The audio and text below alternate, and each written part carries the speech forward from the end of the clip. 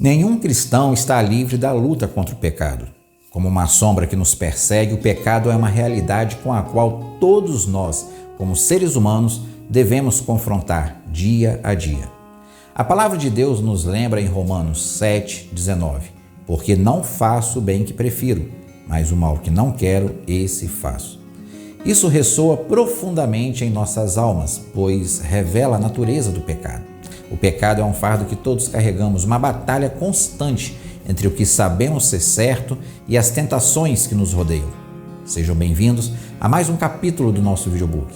Neste vídeo, falaremos sobre a luta contra o pecado.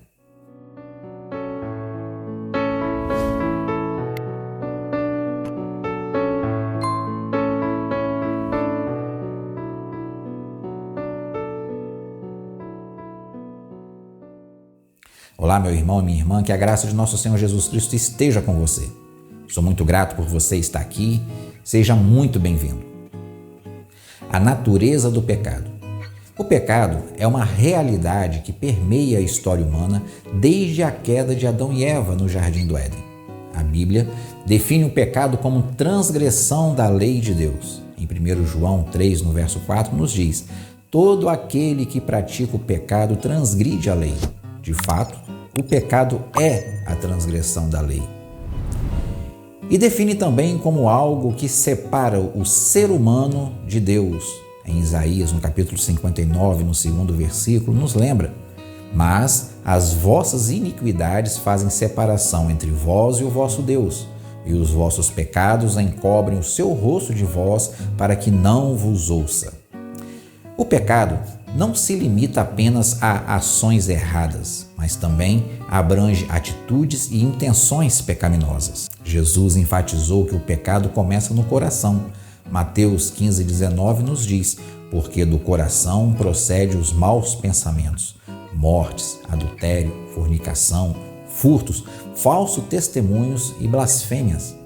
Em Romanos 3,23 também nos lembra que o pecado também é uma condição profunda que afeta toda a humanidade, porque todos pecaram e destituídos estão da glória de Deus.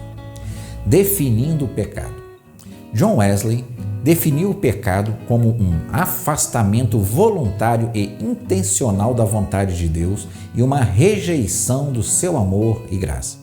O termo pecado tem raízes antigas, derivando do termo grego amatia e do termo hebraico hata, ambos significando errar o alvo. Isso nos indica que o pecado é uma transgressão da vontade divina, uma falta de conformidade com os padrões estabelecidos por Deus. Lembra de 1 João 3,4?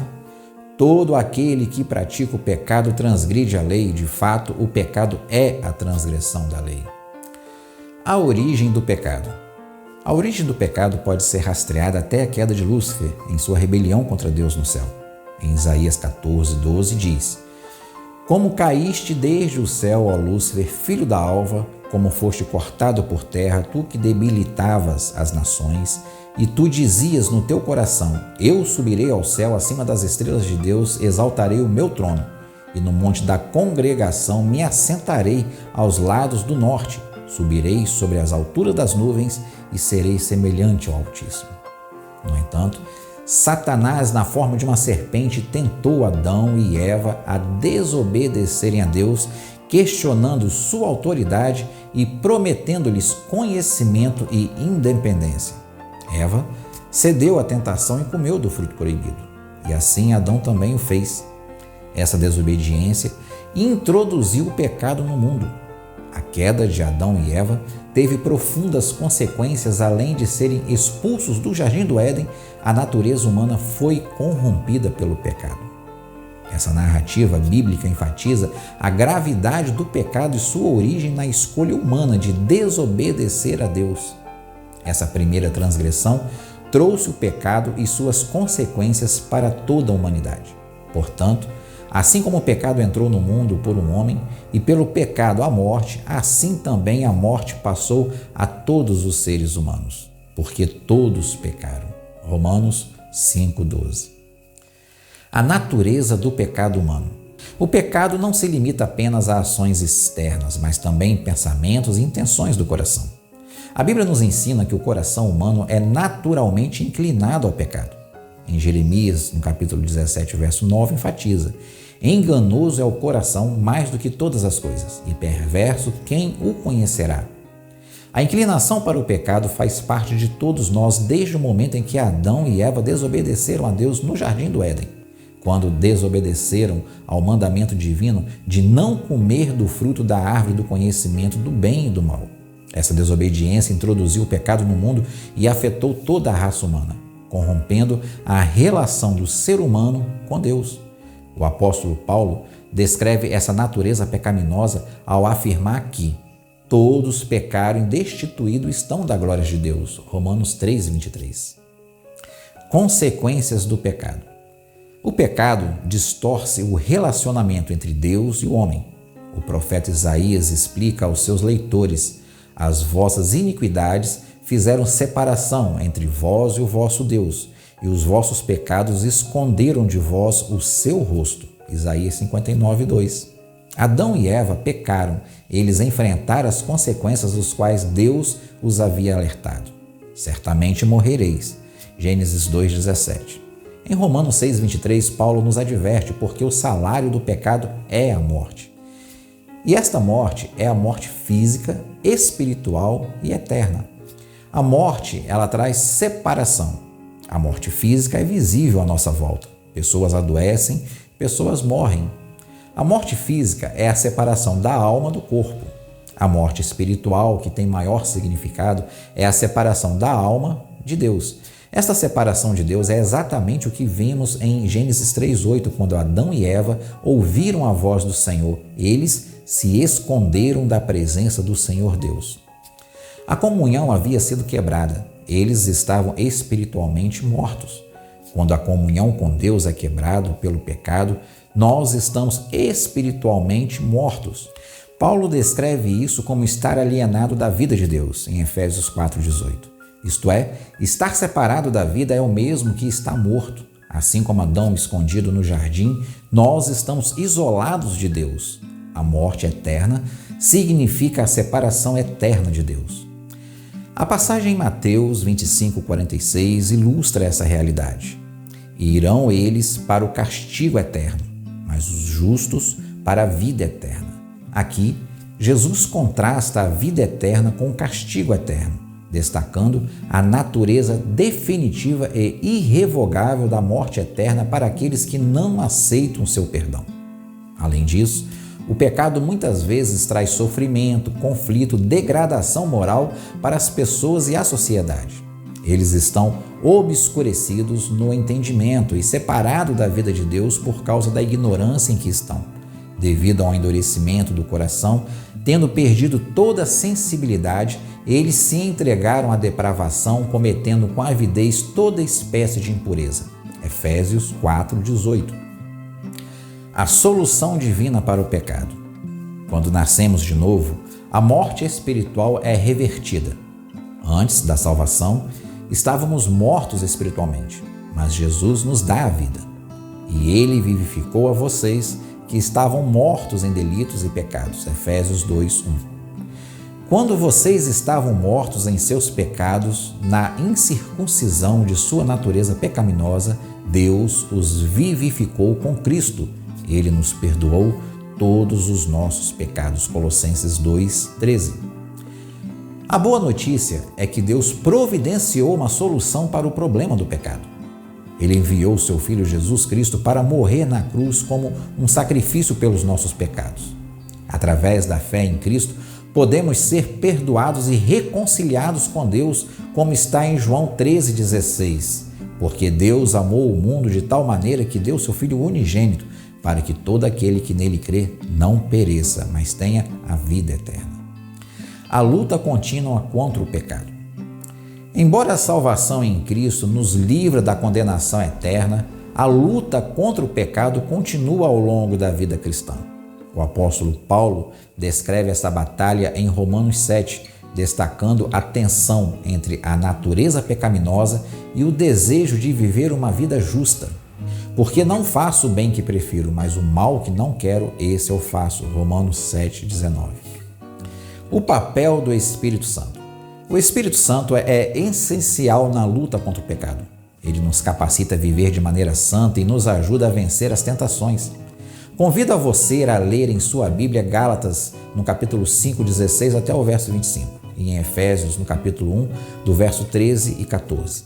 Então, vamos ver na Bíblia o papel do Espírito Santo na vida do cristão em sua luta contínua contra o pecado? Primeiro, discernimento e convicção. O Espírito Santo traz à luz a consciência do pecado e, quando ele vier, convencerá o mundo do pecado, da justiça e do juízo. João 16:8. Segundo, capacitação para resistir à tentação. O Espírito Santo fornece força para vencer as tentações. Não cedais às más conversações. As más conversações corrompem os bons costumes. 1 Coríntios 15:33. Terceiro, guia para a verdade. O Espírito Santo orienta os cristãos na busca da verdade e da santidade. Mas quando vier aquele Espírito de verdade, ele vos guiará em toda a verdade, porque não falará de si mesmo, mas dirá tudo o que tiver ouvido e vos anunciará o que há de vir. João 16:13. Quarto, transformação e fruto do Espírito. O Espírito Santo trabalha na transformação do caráter do cristão, produzindo o fruto do Espírito, que inclui amor, alegria, paz, longanimidade, benignidade, bondade, fé, mansidão e temperança.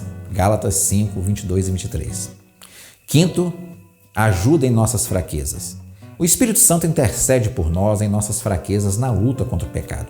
Também, o Espírito semelhantemente nos assiste em nossas fraquezas, porque não sabemos orar como convém, mas o mesmo Espírito intercede por nós sobremaneira com gemidos inexprimíveis. Romanos 8, 26.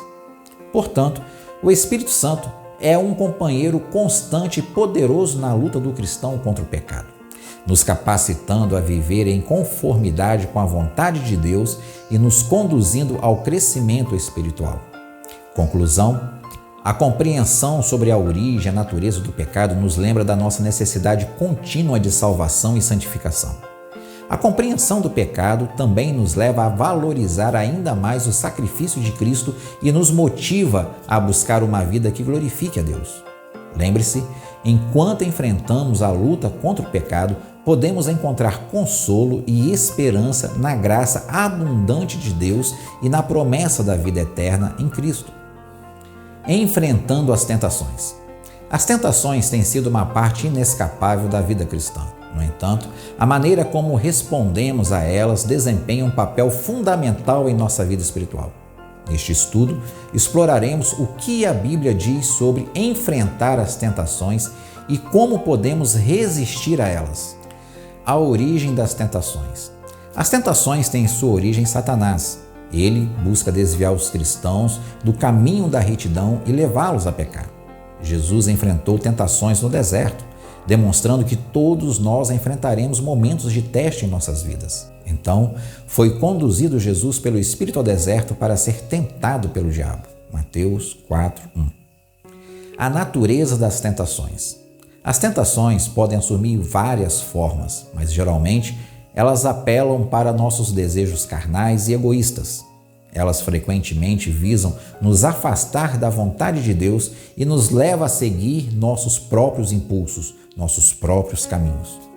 Porque tudo o que há no mundo, a concupiscência da carne, a concupiscência dos olhos e a soberba da vida, não procede do Pai, mas procede do mundo. 1 João 2,16.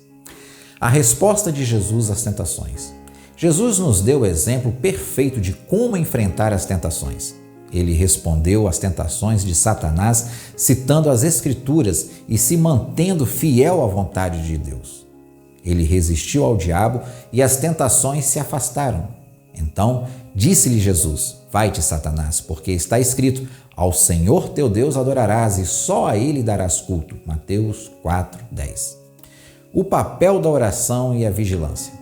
A oração é uma ferramenta poderosa na luta contra as tentações. Jesus nos ensinou a orar para não cair em tentação.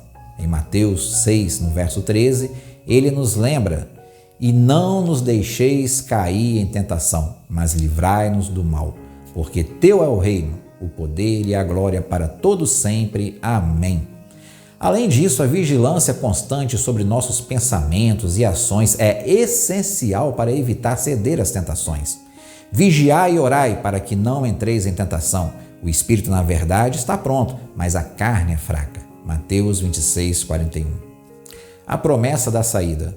A Bíblia nos assegura que em cada tentação Deus providenciará uma saída para que possamos resistir.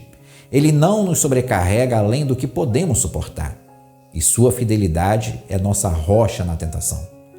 Não veio sobre vós tentação senão humana, mas fiel é Deus, o qual não vos deixará tentar acima do que podeis suportar.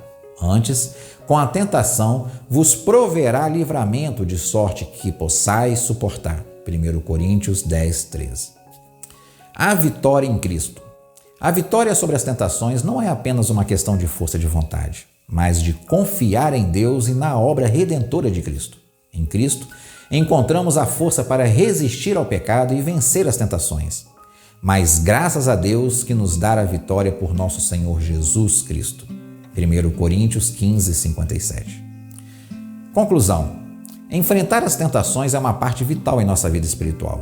Como cristãos, podemos confiar na orientação das Escrituras, na oração e na promessa de Deus que Ele nos dará uma saída.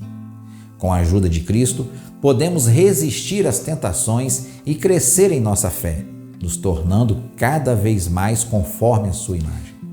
Lidando com a culpa e a vergonha. A culpa e a vergonha são emoções poderosas que todos nós experimentamos em algum momento de nossas vidas. No contexto da fé cristã, é importante compreender como a Bíblia nos orienta a lidar com essas emoções, buscando cura e restauração. A origem da culpa e da vergonha.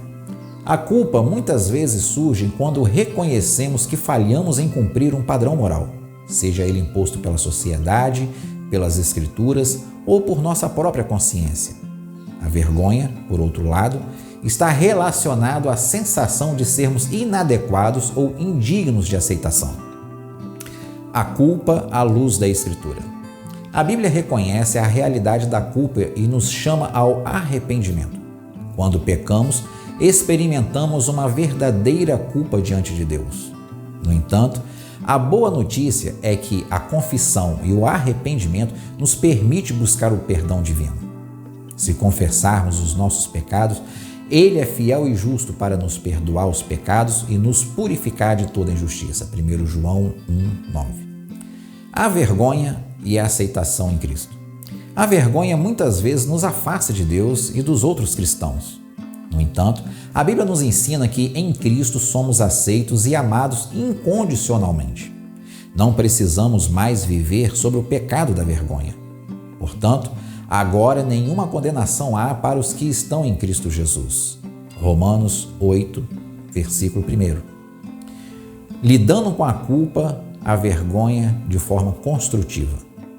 Em vez de nos afundarmos na culpa e na vergonha, a Bíblia nos encoraja a aprender com nossos erros e a buscar a transformação. Devemos nos lembrar de que somos justificados pela fé em Cristo.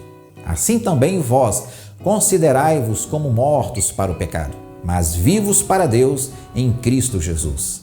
Romanos 6:11. Compartilhando nossas cargas. Quando carregamos a culpa e a vergonha sozinhos, isso pode nos sobrecarregar. A Bíblia nos instrui a compartilhar nossos fardos com outros cristãos para que possamos encontrar apoio e oração. Levai as cargas uns dos outros e assim cumprireis a lei de Cristo. Gálatas 6:2. A graça redentora de Deus. A graça de Deus é a chave para lidar com a culpa e a vergonha. Ela nos oferece o perdão e a aceitação, permitindo-nos viver vidas transformadas. Porque pela graça sois salvos por meio da fé. Isso não vem de vós, é dom de Deus. Efésios 2:8. Conclusão. Lidar com a culpa e a vergonha é muito importante em nossa vida espiritual. A Bíblia nos assegura que em Cristo encontramos perdão, aceitação e cura. Devemos aprender a abraçar a graça redentora de Deus, compartilhar nossos fardos e buscar a transformação. Ao fazê-lo, podemos viver vidas libertas da culpa e da vergonha, encontrando a verdadeira paz e alegria em nossa fé em Cristo. Buscando ajuda na comunidade cristã. A Bíblia nos ensina que não estamos destinados a enfrentar nossos desafios sozinhos, mas a compartilhá-los com os nossos irmãos e irmãs na fé. Neste estudo, examinaremos o que a Bíblia diz sobre buscar ajuda na comunidade e como isso fortalece a nossa vida espiritual. A importância da comunidade cristã.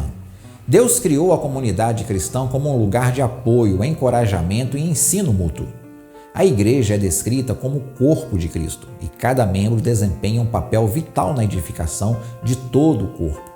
Porque assim como o corpo é um e tem muitos membros, e todos os membros, sendo muitos, constituem um só corpo, assim também com respeito a Cristo. Pois em um só Espírito, todos nós fomos batizados em um corpo, quer judeus, quer gregos, quer escravos, quer livres, e a todos nós foi dado beber de um só Espírito. 1 Coríntios 12, do verso 12 ao 13.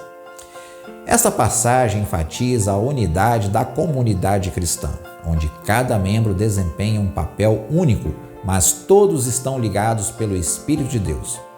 Ela ilustra como os crentes formam um corpo em Cristo, ressaltando a importância da colaboração e do apoio mútuo dentro da comunidade cristã. O poder da oração em comunidade.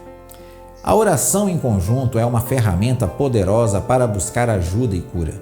Quando a igreja se une à oração, Deus responde e provê força e conforto. Portanto, confesse os seus pecados uns aos outros e orem uns pelos outros para serem curados. A oração de um justo é poderosa e eficaz. Tiago 5,16. Aconselhamento na comunidade. A Bíblia nos incentiva a buscar aconselhamento sábio na comunidade cristã. Deus frequentemente usa irmãos e irmãs em Cristo para nos guiar e nos oferecer sabedoria. Onde não há conselho, fracassam os projetos, mas com os muitos conselheiros há bom êxito. Provérbios 15, 22. Suporte nas tribulações. Quando enfrentamos tribulações, a comunidade cristã deve estar pronta para nos apoiar. A Bíblia nos lembra que podemos encontrar conforto e esperança em nosso relacionamento com outros cristãos. Bendito seja o Deus e Pai de nosso Senhor Jesus Cristo, o Pai das misericórdias e o Deus de toda consolação, que nos consola em toda a nossa tribulação, para que também possamos consolar os que estiverem em alguma tribulação, pela consolação com que nós mesmos somos consolados por Deus. 2 Coríntios 1, 3 e 4. Essa passagem destaca a importância do apoio mútuo na comunidade cristã durante as tribulações. Deus nos conforta para que possamos confortar outros em suas dificuldades, fortalecendo assim os laços dentro da comunidade e demonstrando o amor e a compaixão que os cristãos devem ter um pelos outros. A exortação mútua. Dentro da comunidade cristã, a exortação mútua é um pilar fundamental. Nossa responsabilidade é encorajar uns aos outros a perseverar na fé e viver de acordo com os princípios do Evangelho é destacada nesta passagem de Hebreus 10, 24. E consideremo-nos uns aos outros para nos estimularmos ao amor e às boas obras. Essa instrução bíblica nos recorda que não estamos sozinhos em nossa caminhada. Devemos olhar um para os outros com amor e cuidado, prontos para inspirar e apoiar nossos irmãos e irmãs na caminhada cristã. Ao fazermos isso, fortalecemos os laços da comunidade, promovemos a unidade e ajudamos uns aos outros a viver vidas que glorifiquem a Deus. A exortação mútua é um ato de amor que nos lembra da importância de compartilhar o fardo e celebrar as vitórias juntos, cumprindo assim o chamado do Evangelho. Conclusão: buscar ajuda na comunidade é uma prática essencial para os cristãos. A Bíblia nos ensina que somos membros uns dos outros no corpo de Cristo e nossa responsabilidade é apoiar, orar e aconselhar uns aos outros. À medida que compartilhamos nossos fardos e celebramos nossas alegrias na comunidade cristã, encontramos uma ajuda valiosa em nossa caminhada. A comunidade cristã é um presente de Deus que fortalece nossa fé e nos capacita a viver uma vida que glorifique a Ele. Conclusão e encorajamento. A luta contra o pecado é uma luta constante que requer perseverança, fé e confiança em Deus. Neste estudo final, examinaremos as Escrituras para encontrar encorajamento e direção para continuarmos firmes na luta contra o pecado e, ao mesmo tempo, crescermos espiritualmente. A promessa da vitória em Cristo. A Bíblia nos assegura que em Cristo somos mais que vencedores. A vitória sobre o pecado é possível quando confiamos em sua graça e em seu poder. Mas, em todas essas coisas, somos mais que vencedores por meio daquele que nos amou. Romanos 8:37. A importância da perseverança. A luta contra o pecado é uma luta contínua. Devemos perseverar mesmo quando enfrentamos desafios e tentações. Deus nos capacita a permanecermos firmes. Aquele, porém, que perseverar até o fim, esse será salvo. Mateus 24:13. O papel da oração e da comunidade cristã. A oração é uma ferramenta poderosa na luta contra o pecado.